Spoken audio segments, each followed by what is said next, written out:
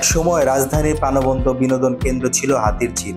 ঝকঝকে রাস্তা, পরিষ্কার পানি আর আধুনিক আলোকসজ্জায় সেজে উঠত এই এলাকা। পরিবার পরিজন নিয়ে ঘুরতে কিংবা ছবি তুলতে আসতেন মানুষ। বিগত সরকারে এমপি মন্ত্রীদের অনেকেই হাতির ঝিলকে তুলনা করতেন সিঙ্গাপুরের সঙ্গে। সময়ের সঙ্গে হারিয়ে গেছে হাতির ঝিলের জৌলস। হাতির ঝিল মানেই এখন দুর্গন্ধযুক্ত পানি, ভাঙাচোরা রাস্তা আর অপরিচ্ছন্ন পরিবেশ। একসময় বিনোদনের প্রাণকেন্দ্র ছিল হাতির ঝিল।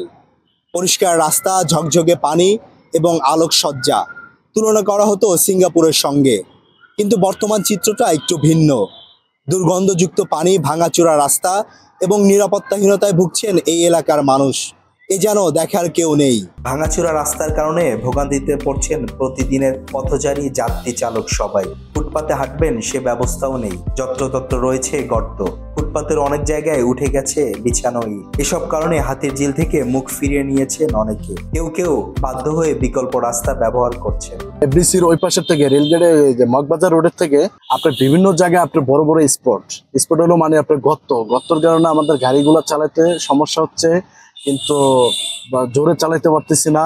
তারপরে আপনার গাড়িরও মানে অনেক ক্ষতিগ্রস্ত হয়ে যায়। আপনার পিছনে মনে করেন অনেক বিভিন্ন সমস্যা দেখা দিচ্ছে।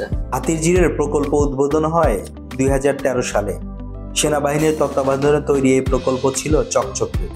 লেক সেতু, উড়াল সড়ক, ফুটপাত, জলাধার সবকিছুই পরিকল্পিতভাবে গড়ে তোলা হয়েছিল। 2021 সালে জুনে সেনাবাহিনীর হাত থেকে হাতির ঝিলের দেখভালের দায়িত্ব পায় রাজুকের কাছে। সেই থেকে দৃষ্টিনন্দন এই স্থাপনা দুর্ভোগ শুরু বলে অভিযোগ স্থানীয়দের। হাতির ঝিলের উন্নয়নে কোনো উদ্যোগে নেই রাজুক বা সিটি কর্পোরেশনের। তো অনেক বিআরবি মানুষ সবাই এখানটা চলাফেরা করে, এমনকি অনেকে গাড়ি নিয়ে দেখবার জন্য ঘুরতেও আসে, বুঝছেন। তো এটা মনে করেন যে হইতেছে সিটি কর্পোরেশনের গাফিলতির কারণে এটা আমাদের কষ্ট হইতেছে, দুর্ভোগ হইতেছে।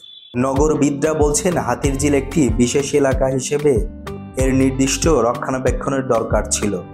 রাজুকের পরিচালনায় এখানে অনেক ক্ষেত্রে উদাসীনতা দেখা গেছে। কেউ কেউ বলছেন সেনাবাহিনীর দায়িত্বে থাকাকালে ঠিকঠাক ছিল হাতির ঝিল, রাজুকটা পারছে না। আগে সেনাবাহিনীর কাছে আসিল তখন ভালো ছিল, এখন বর্তমানে 5ই আগস্টের পরের থেকে এখন বর্তমানে হাতির ঝিলের অবস্থা ভালো না। অনেক জায়গায় রাস্তাঘাট ভাঙ্গা, গর্ত, তারপরে আরও ছিনতাইকার, এইটা বিভিন্ন মানুষের যানবাহনের কোনো নিরাপত্তা নাই। একসময় রাজধানীর সৌন্দর্যের প্রতীক ছিল হাতির ঝিল।